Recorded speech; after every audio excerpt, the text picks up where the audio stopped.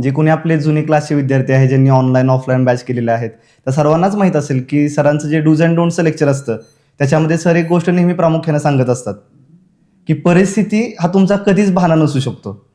जर तुमचे ध्येय जर स्ट्रॉंग असतील तर कोणतीही परिस्थिती त्याचा बहाणा नसते. उलट तुमच्या व्हायचं जर आन्सर जर तुमच्याकडे प्रबळ असेल तर तुम्हाला कोणतंही सक्सेस डिनाय करू शकत नाही. Success may be delayed but it can not be denied. नक्कीच success it can be delayed but it cannot be denied.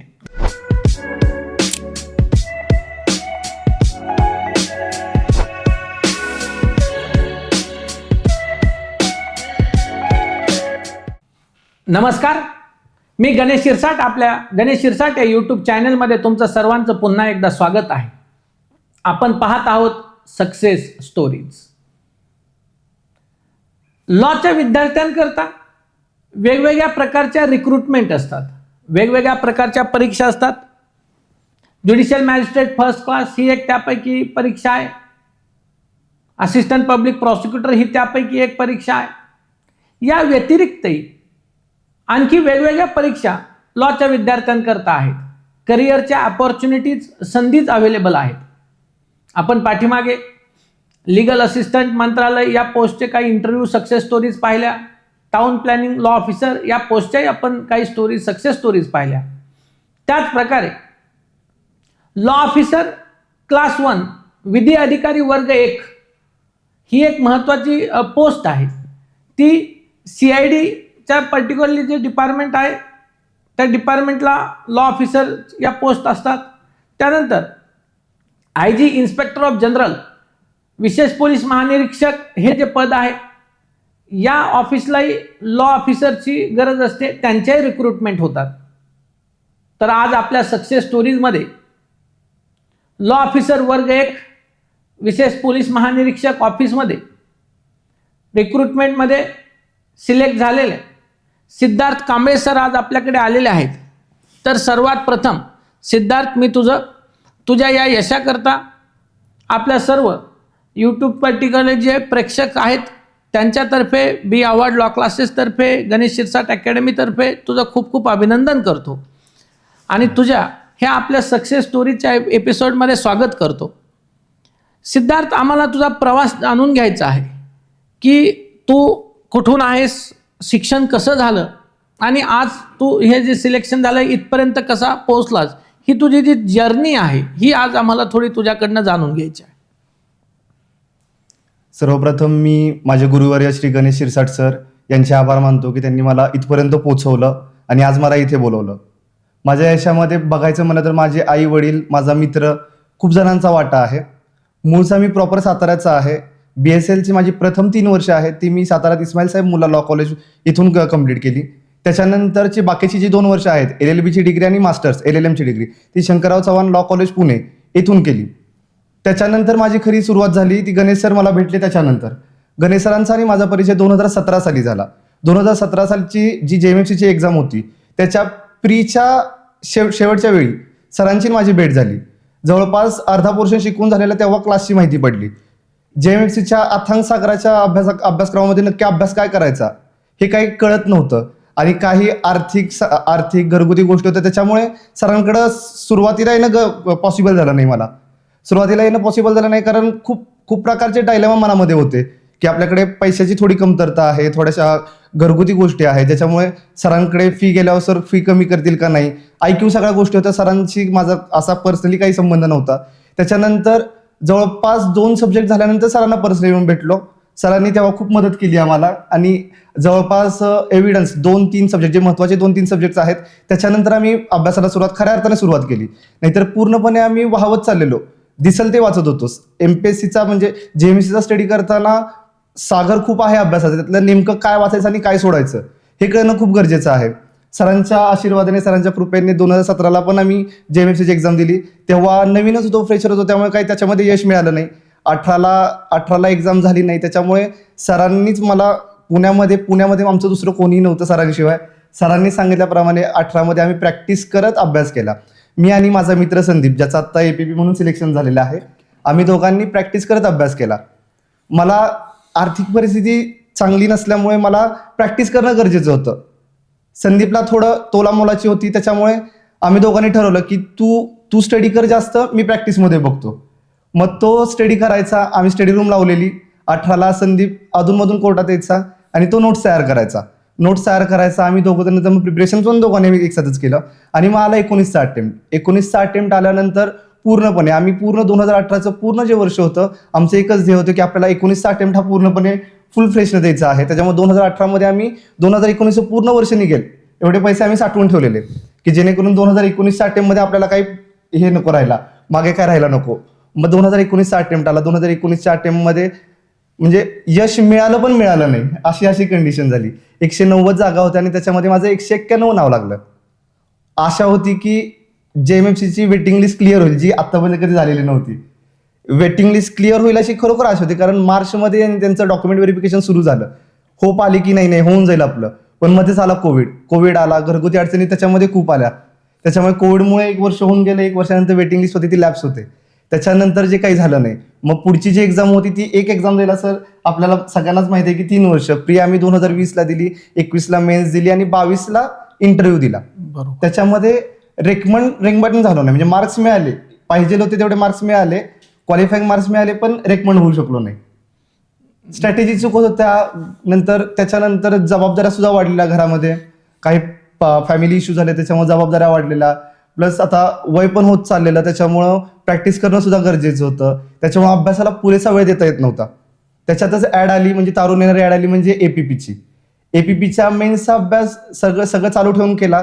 परंतु इंटरव्ह्यूच्या वेळी थोडेसे डिप्रेशन सिच्युएशन जे असते ना, की आपण एवढं करतोय पण आपल्या हाताला काही लागत नाहीये, ही जी सिच्युएशन जी होती ना, त्या सिच्युएशनमध्ये इंटरव्ह्यू माझा खूप खूप वाईट गेला. म्हणजे पॅनल खूप चांगलं होतं, क्वेश्चन चांगले होते, इंटरव्ह्यू सुरुवातीला मी चांगला घेतला. पण शेवटी सरांचं जे म्हणणं असतं की इंटरव्ह्यू आहे तो तुम्ही शेवटच्या क्षणापर्यंत सोडायचा नाही, तिथं थोडीशी माझी गडबड झाली. आणि एपीपीच्या मेन्सला रिटर्नला स्कोर खूप छान होता माझा, अराउंड 122 स्कोर होता. क्वालिफाईंग जरी मार्क मिळाले असते तरी रँकमध्ये महाराष्ट्रामध्ये झालं असतं, पण नशिबात ती पोस्ट नव्हती, त्याच्यामुळे एपीपीचं पण माझं राहून गेलं. त्याच्यानंतर सरांसोबत बसला असतानाच मला ह्या ॲडची माहिती मिळाली. सरांच्या मार्गदर्शनाखालीच आम्ही प्रिपरेशनला सुरुवात केली. पण यावेळी अभ्यास आणि प्रॅक्टिस या दोघांचा समतोल साधत दोन्ही गोष्टी केल्या. त्याच्याबरोबर बाकीच्याही एक्झाम देत होतो. यश अपयश हे आपल्या हातात नसतं, प्रयत्न करणे हे आपल्या हातात असतं. हे सरांच्या आमच्या वाक्य आहेत. तुम्ही प्रयत्न करत राहा, तुमची जेव्हा वेळ येईल तेव्हा तुम्हाला मिळेल सगळं काही. ह्या गोष्टी करत आम्ही प्रयत्न केला. इंटरव्ह्यू झाला. अख्ख्या महाराष्ट्रामध्ये एकच जागा होती, त्या एका म्हणजे जिथे 560-550 पोस्ट तिथे झालेली, तिथे एका पोस्टसाठी होती. ती पोस्ट बहुतेक माझ्यासाठीच होती, त्यामुळे इथे झालं. नक्कीच. मी नेहमी विद्यार्थ्यांना म्हणतो की प्रामाणिक प्रयत्न तर केलेच पाहिजेत, पण बऱ्याच वेळा विद्यार्थ्यांचं असं असतं की किती पोस्ट आहेत आणि मग एवढ्या पोस्टमध्ये आपलं होईल का, कमी पोस्ट आहेत तर नाही होणार, मग जास्त पोस्ट आहेत तर होतील. म्हणजे अगदी जर सिद्धार्थचं उदाहरण घ्यायचं झालं तर त्या ज्युडिशियरीचं प्रिपरेशन करत होता. आत्तापर्यंत 2पेक्षा जास्त इंटरव्ह्यू त्याने दिले. 2019च्या ॲडला 191 रँक त्याची होती, 191 रँक त्याची होती. वेटिंगला होते, ते वेटिंग क्लिअर नाही झाली. त्यानंतर नेक्स्ट जी ॲड आली, जी कोविडच्या अगोदर एक्झाम झाली होती प्रिलियम्स, त्या प्रोसेसला 2-3 वर्ष लागले. त्याच्यात प्रिलियम्स मेन्स इंटरव्ह्यू त्याने दिला, पण तिथं रिकमेंड होऊ शकला नाही. त्यानंतर 530 जागेंची मोठी असिस्टंट पब्लिक प्रॉसिक्युटरची ॲड आली. मेन्सचा स्कोर चांगला होता, पण इंटरव्ह्यूला त्याला क्वालिफाईंग मार्क्स मिळाले नाही. आणि मग बऱ्याच वेळा एखाद्याचं असं होतं की 530 जागेत नाही झालं तर मग आता कसं होणार. पण मग ही जी ॲड आली लॉ ऑफिसर क्लास 1 विशेष पोलीस महानिरीक्षक या ऑफिसची, तर एकच जागा होती आणि त्या एका जागेकरता त्यांनी प्रयत्न केले आणि त्या एका जागेकरता तो सिलेक्ट झाला. त्यामुळे मी नेहमी विद्यार्थ्यांना म्हणतो की तुम्ही प्रामाणिक प्रयत्न करत राहा. हा काही तुम्ही पाहत बसू नका की जास्त जागा होत्या, माझं झालं नाही, मग आता कमी जागा असतील तर माझं कसं होईल. नाही, तर ते प्रयत्न केल्याने 100% होतं. सक्सेस काही वेळा डिले होतं, पण डिनाईड होत नाही. सिद्धार्थ, ह्या सगळा तुझा जो जर्नी आहे खरं तर तसा खडतर प्रवास आहे तुझा. मी जवळून 2017 पाहिला आहे. आपले बरेचसे विद्यार्थी आहेत, त्यांना तू काय मार्गदर्शन करशील? सर्वप्रथम सर मी एकच सांगेन की आपला जो सर्कल आहे, फ्रेंड सर्कल आहे, प्रिपरेशन करत असताना जेव्हा तुम्ही पुण्यासारख्या ठिकाणी येता, आपलं गाव सोडून जेव्हा तुम्ही दुसरीकडे येता, तेव्हा तुमच्यासोबत कोण कोण आहेत या गोष्टी खूप मॅटर करतात. सेम विजनवाले जर तुमच्यासोबत असतील तर तुमचा हा प्रवास आहे तो खूप सोपा होऊन जातो. आता आमच्या ग्रुपमध्ये सांगायचं बोललं तर सर, आता मी गर्वाने सांगतो की आमचा 9-10 जणांचा ग्रुप आहे आणि सगळेजण क्लास 1 ऑफिसर आहेत. काही जण JMFC आहेत, काही जण APP झालेले आहेत, काही जण BMCला आत्ताच रिक्रूट न्यूली झालेले आहेत. यासोबत सर या सगळ्या गोष्टी करत असताना बाकीचे जे आपले फ्रेंड्स आहेत, आपले लॉचे फ्रेंड्स असतील किंवा आपला प्रवास जवळून पाहणारे फ्रेंड्स असतील, त्यांचा आपल्या आयुष्यामध्ये एक खूप महत्त्वाचा वाटा असतो. आता माझ्या आयुष्यामध्ये बोलायचं म्हणलं तर माझे आई वडील, बहीण भाऊ, त्यांच्यासोबत माझे जे मित्र आहेत त्यांनी खूप महत्त्वाचा वाटा केलेला आहे. म्हणजे प्रत्येक एक्झाम देतो आहे मी आणि प्रत्येक याच्यामध्ये अपयश येत आहे, तरीही मला तारून ठेवणारे तुमचे जे मित्र असतात, घरचे असतात, ते खूप महत्त्वाचे आहेत.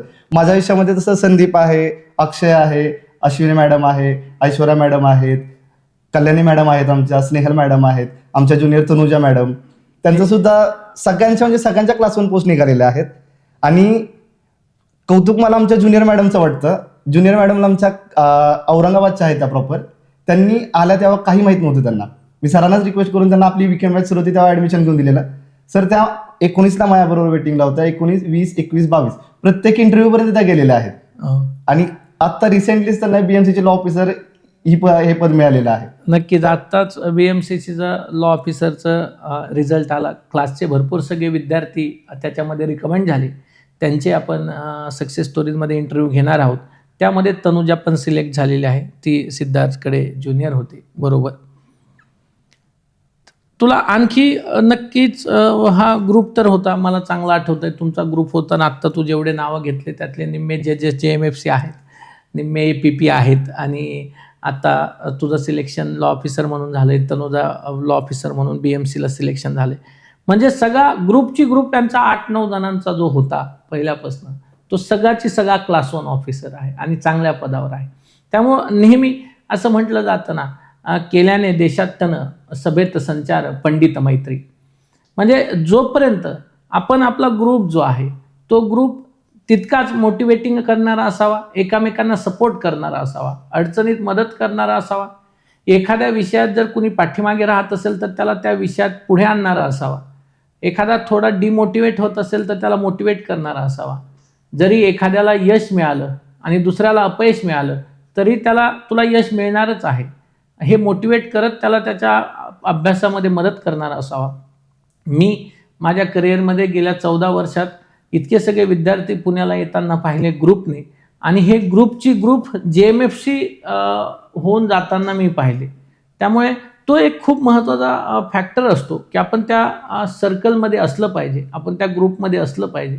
तर ती तुम्ही एक गोष्ट नक्कीच महत्त्वाची लक्षात ठेवली पाहिजे. सिद्धार्थ, ही जी परीक्षा होती, ह्या परीक्षेचं स्वरूप कसं होतं आणि तुझा अनुभव कसा होता? याच्यामध्ये या परीक्षेचं स्वरूप बोललं तर सर, पहिला एक रिटर्नचा पेपर होता. रिटर्नमध्ये तुम्हाला ऑब्जेक्टिव्ह आणि डिस्क्रिप्टिव्ह दोन्ही होतं एकाच पेपरमध्ये दोन्ही होते. 50 मार्काचा पेपर होता तो, आणि त्याच्यानंतर इंटरव्ह्यू होता. ओके. त्याच्यामध्ये ऑब्जेक्टिव्ह किती मार्क्सचे आणि डिस्क्रिप्टिव्ह किती मार्क्सचे असं काही होतं का डिव्हिजन? हो, 25 मार्क्सचे ऑब्जेक्टिव्ह होते आणि 25 मार्क्सचे डिस्क्रिप्टिव्ह होतं. आणि कोणते विषय याला होते? आपले क्रिमिनल जे आपले JMFCचे सब्जेक्ट आहेत तेच होते, आणि बाकीचे जे आहे डिस्क्रिप्टिव्हला ते प्रॅक्टिकल बेस होतं. म्हणजे JMFCच्या APPच्या इंटरव्ह्यूच्या गोष्टी आपण करायच्या होत्या, ओके, त्या सहसा इथे होत्या. त्याच्यामुळे याच्यामध्ये काही अवघड असं पडलं नाही. अवघड असं म्हणजे तुला तोच अभ्यास JMFC आणि APPचा तोच अभ्यास या परीक्षेलाही कामी आला. लक्षात ठेवा मित्रांनो, अभ्यास कधी वाया जात नाही. आपण केलेला अभ्यास कधी वाया जात नाही. कुठे ना कुठे तो 100% आज ना उद्या कामी येणारच आहे. त्याला तोच अभ्यास JMFC आणि APPचा अपयश आलं असेल तिकडं, पण ह्या परीक्षेमध्ये त्याला ते कामी आलं. आणि त्यानंतर इंटरव्ह्यूचा जो होता तो अनुभव कसा होता तुझा? इंटरव्ह्यूचा अनुभव हा JMFCच्या आणि APPच्या इंटरव्ह्यूपेक्षा थोडासा वेगळा होता सर. कारण APP आणि JMFCचा जेव्हा आपण MPSCचा विचार करतो तेव्हाचं पॅनल वेगळं होतं आणि इकडचं पॅनल वेगळं होतं. बरोबर. कारण इकडे जे होते ते IG रँकचे होते, DIG रँकचे ऑफिसर्स होते, प्लस आपले एक ऍडिशनल PP सर होते. ओके. त्यांनी पूर्ण हा जो इंटरव्ह्यू आहे तो पूर्ण हा प्रॅक्टिस बेसिसवरती केला. आता माझं तिथलं वर्क प्रोफाईल आहे, त्या वर्क प्रोफाईलमध्ये मग मोका ऍक्ट असेल किंवा MPID ऍक्ट असेल, या संदर्भात त्यांनी डिटेलमध्ये विचारलं. रिमांडच्या प्रोव्हिजन्स प्लस इथे मला त्यांनी APPच्या इंटरव्ह्यू जसे एक्झाम्पल देत होते की अशी सिच्युएशन झाली तर मग तुम्ही काय कराल. उदाहरणार्थ समजा एक माणूस आहे, त्याने रस्त्यावरून जाताना 2-4 लोकांना उडवलं, त्यांची डेथ झाली, तर मग त्याला किती दिवसाचा रिमांड वगैरे मिळेल. मग बरोबर त्याच्यामध्ये अपेक्षित होतं की बाबा 304A जर त्यांना लागणार असेल, बेलेबल ऑफेन्स आहे तिथे तुम्ही रिमांड देऊ शकत नाही. बरोबर परत नंतर त्यांनी मला एक सिच्युएशन दिली, म्हणले की अशी अशी सिच्युएशन आहे आणि त्याच्यामध्ये तुम्ही बेल डिनाय करा. बेल डिनाय करण्यासाठी तुम्ही कोणते ग्राउंड घ्याल. बरोबर म्हणजे पूर्णपणे जो प्रॅक्टिसचा जो अप्रोच होता तो त्यांनी पूर्णपणे इंटरव्ह्यूमध्ये घेतलेला. त्या कामाचं जे स्वरूप आहे त्या कामाच्या स्वरूपासाठी योग्य आहे का ते बघण्यासाठी त्यांनी तो पूर्ण इंटरव्ह्यू घेतला. आणि माझ्या प्रॅक्टिसचा ज्या मी केसेस बघितलेल्या सरांच्याच कृपेने मी 302, 376, 307 या सगळ्या प्लस फॅमिलीच्या सगळे मॅटर्स बघितलेले होते. त्याच्यामुळे हा इंटरव्ह्यू मला अजिबात काही अवघड वाटला नाही. आणि एक्झामचं जर बोलायचं झालं तर मग तुमचे शब्द आहेत की बेसिक्स तुम्ही सोडू नका. बेसिक्स जर तुमचं चांगलं असेल तर कोणतीही परीक्षा तुम्ही क्रॅक करू शकता. नक्कीच मला हे सांगायला नक्कीच आनंद होतो. सिद्धार्थ तसं जसा JMFCला आला पहिल्या परीक्षेला त्याला अपयश आलं आणि त्याला प्रॅक्टिस करणं गरजेचं होतं. तर तो बऱ्याच काळापासनं माझा ज्युनियर आहे, माझेच मॅटर पाहतो आणि तो एक माझ्याकरता एक वेगळी खूप प्राऊड फिलिंग आहे की जरी अपयश आलं असेल तर त्यांनी ते प्रॅक्टिस करत सर्व गोष्टी सांभाळत त्यांनी ते यश मिळवलं. माझ्याकरता ही खूप मोठी एक प्राऊड फिलिंग आहे. सिद्धार्थ तुझ्या या यशामध्ये नक्कीच मी तुम्हाला ओळखतो, तू असेल आणि संदीप असेल, हे दोघं पहिल्यापासूनचे खूप तुम्ही अगदी कॉलेजपासूनचे अगदी मित्र आहात आणि दोघंही एकदम अतिशय एकमेकांना सपोर्ट करत पुढे इथपर्यंत आलात. APP संदीपचं सिलेक्शन झालं, तुझंही लॉ ऑफिसर म्हणून सिलेक्शन झालं. आता जो खडतर प्रवासातनं पुढं आल्यानंतर आता कसं वाटतंय, म्हणजे आता काय तुझा अनुभव आहे? आता जर सर सांगायचं म्हणलं तर संदीप आहे म्हणून मी आहे. 2018च्या दरम्यान सर लिटरली आमच्याकडे ₹1 नसायचा. सुरुवात नवीन होती, कुणाकडे ते मागायला पण आपण आधीपासूनच म्हणजे कुणाकडे हात पसरले नाहीत. आपल्याला कुणाला मागायला म्हणजे ते आपल्या मनापासून इच्छा होत नाही कोणाला मागायची. एक वेळ उपाशी राहतो पण मागत नाही. अशा सिच्युएशनमध्ये सर खरं सांगायचं तर आमच्याकडे पैसे नसायचे. संदीपला एकट्याला त्याला घरून पैसे यायचे थोडेफार. त्याच्यातून सर मग आम्ही एक टाइम घरी बनवायला शिकलो. बाहेर मेसचा खर्च जास्त होतोय. एक टाइम आधी तर आम्ही फक्त एक टाइम भात खायचो, मसाला राईस वगैरे तसं त्या सगळ्या व्हेजिटेबल टाकून मग त्या सगळ्या गोष्टी करून भात खायचो. पण नंतर ते हेल्थ होती त्याचा इम्पॅक्ट व्हायला लागला. मग हळूहळू मग आम्ही स्वतः घरी जेवण बनवायला शिकलो. रात्रीच्या सर आम्ही संध्याकाळच्या बॅचला यायचो. आम्ही संध्याकाळी 4 वाजता निघायचो. राहायला आम्ही म्हाळुंगे बालेवाडी तिकडे होतो आम्ही राहायला, कारण ते पण ओळखीचेच एक होते. त्यांची आम्हाला मोठं 12 गुंठ्यामध्ये चांगलं घर होतं ते राहण्यासाठी, पण पैसे कमी होते म्हणून आम्ही तिकडे राहत होतो. आम्ही 4 वाजता सर चपाती वगैरे करून मग यायचो आणि इथून 9-9:30ला क्लास सुटला की मला अर्धा पाऊण तास घरी जायला लागायचा. मग घरी गेलं की मग जेवण वगैरे करून आम्हाला झोपायला जवळपास 12-1 वाजायचे.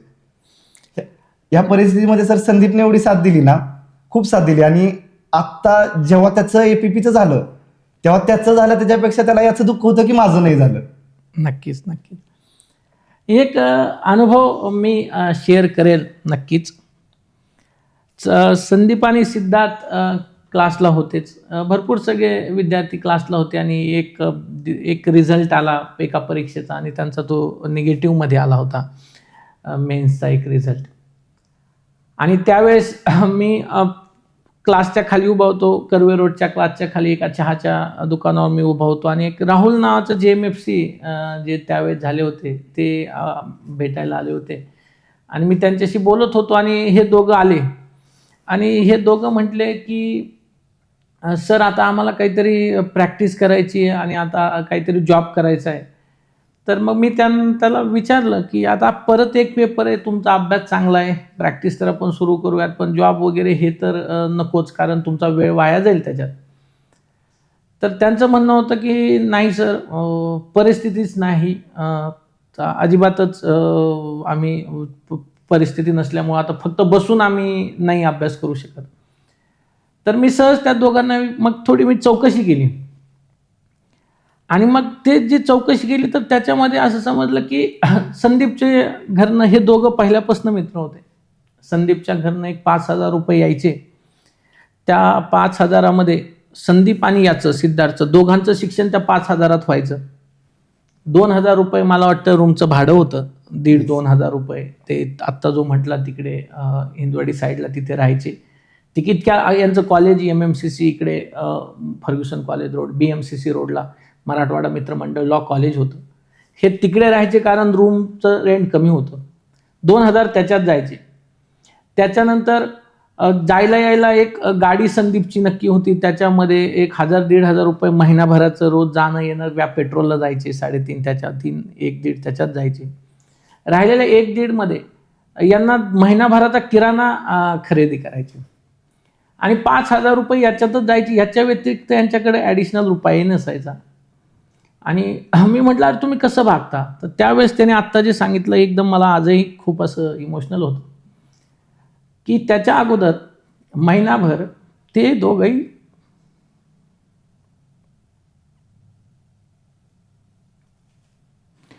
फक्त भात खात होते. मी त्यांना म्हटलं तुम्ही हे अगोदर का नाही सांगितलं? आणि मग मी त्यांना सांगितलं, मी एक प्रश्न विचारला, अरे मग हे असेल तर तुम्ही ते क्लासची फी भरायला तरी पैसे कसे आणले? ते म्हटले सर 4 लोकांना, 4 पर्टिक्युलरली एक सिनियर आहेत आमचे, त्यांचं एक काम केलं होतं, 2-3 कामं त्यांची केली होती आणि ते 3-4 कामं आम्ही केली, त्याच्यातनं थोडे गोळा करून काही फी भरलेली आहे. मग मी त्यांना बोलवलं, त्यांची फी वापस दिली आणि त्यांना सांगितलं की आता इथून पुढे तुम्ही माझ्यासोबतच राहायचं. तर तेव्हापासून ते दोघं आहेत, सोबत आहेत आणि एकमेकांना सपोर्ट करतात. आज त्या दोघांचंही सिलेक्शन झालं आहे, याचा खूप जास्त आनंद आहे. नक्कीच संदीप तुझा हे प्रवास कळतर होता, सांगायला खूप गोष्टी आहेत.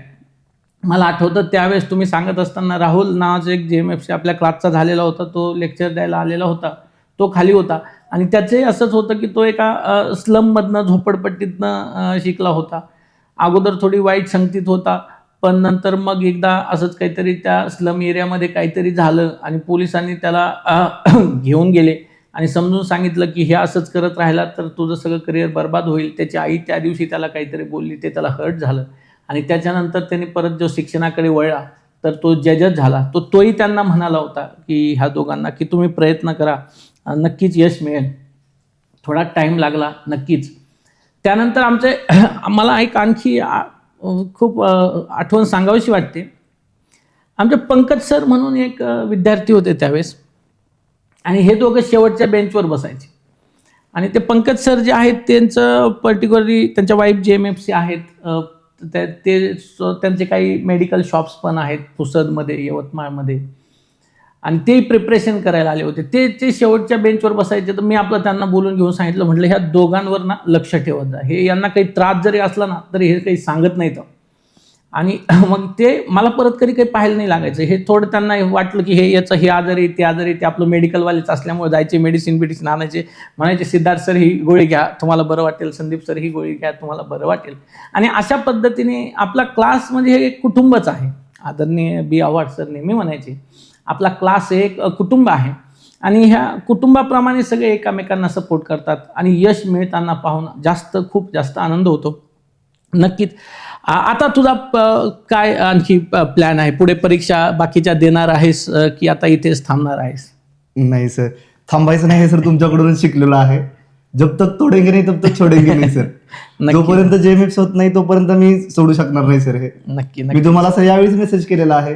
गुरुपौर्णिमेला सरांना काय मेसेज करायचा, म्हणजे एक वेळ MPSCच्या पॅनल समोर बोलताना काय वाटत नाही, पण सर तुमच्यासमोर बोलताना खूप दडदड होत असते. यावेळी शिक्षक दिनाला सर मी तुम्हाला मेसेज केलेला आहे की सर खूप वेळा तुम्हाला माझ्यामुळे तुमच्या समोर येऊन मला बोलताना खूप वेळा सर प्रत्येक वेळी अपयश सांगायची वेळ आलेली आहे. यावेळी सर नक्की तुम्हाला प्राऊड फील करेन. यावेळी पण सर मी तुम्हाला ते सांगतो की यावेळी JMFC मध्ये नक्की सर मी तुम्हाला प्राऊड फील करेन. आणि दुसरी एक महत्वाची गोष्ट सर म्हणजे आता पण सगळ्यांना जेव्हा हे इंटरव्ह्यू होतील तेव्हा सगळ्यांना वाटेल की अरे हे काय सांगतोय, याची एवढी परिस्थिती कोणाला माहितच नाही. स्वाभिमान ही गोष्ट एक अशी असते ना सर की जी आपल्याला उसनी घेता येत नाही. संदीपने मी आमची कितीतरी खडतर परिस्थिती असेल ना तरी बाहेर कधी कोणाला कळून दिलं नाही. म्हणजे किंवा आज आम्ही या पोझिशनला आहोत म्हणून आज आम्ही उघडपणे सांगतो की आम्ही असं केलेलं आहे, या गोष्टी आम्ही केलेल्या आहेत. पण जेव्हा तो फेज होता ना, तो फेज कसा आम्ही दोघांनी सर्वाइव्ह केला ते फक्त आमच्या दोघांना माहित आहे. या व्यतिरिक्त तू आपल्या विद्यार्थ्यांना आणखी काय सजेशन्स करशील, आणखी काय मार्गदर्शन करशील? जे कोणी आपले जुने क्लासचे विद्यार्थी आहेत ज्यांनी ऑनलाईन ऑफलाईन बॅच केलेले आहेत त्या सर्वांनाच माहीत असेल की सरांचं जे डूज अँड डोंटचं लेक्चर असतं त्याच्यामध्ये सर एक गोष्ट नेहमी प्रामुख्याने सांगत असतात की परिस्थिती हा तुमचा कधीच बहाणा नसू शकतो.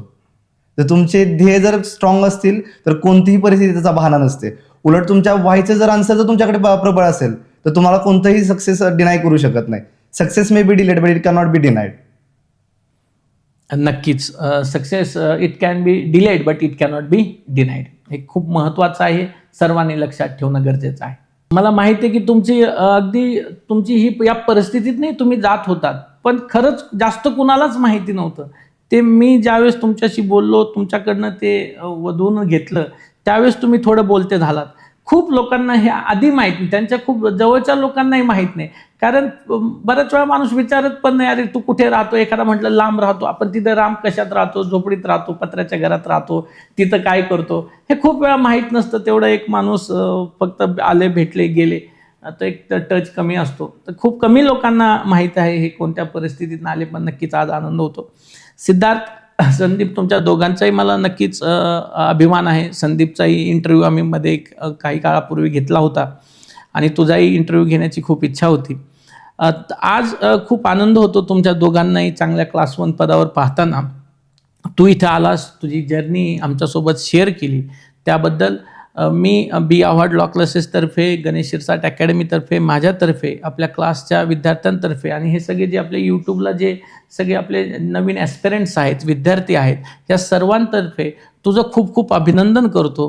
तुला तुझ्या येणाऱ्या करिअरकरता, भावी आयुष्याकरता तुला खूप खूप शुभेच्छा देतो आणि नक्कीच तू आणखी यश प्राप्त करत जाशील अशी अपेक्षा बाळगतो. तू इथे आज आलास, आपल्या या सक्सेस स्टोरीजच्या सिरीजमध्ये तुझे अनुभव तू शेअर केले, याबद्दल तुझे खूप खूप धन्यवाद आणि तुला खूप खूप शुभेच्छा. थँक्यू.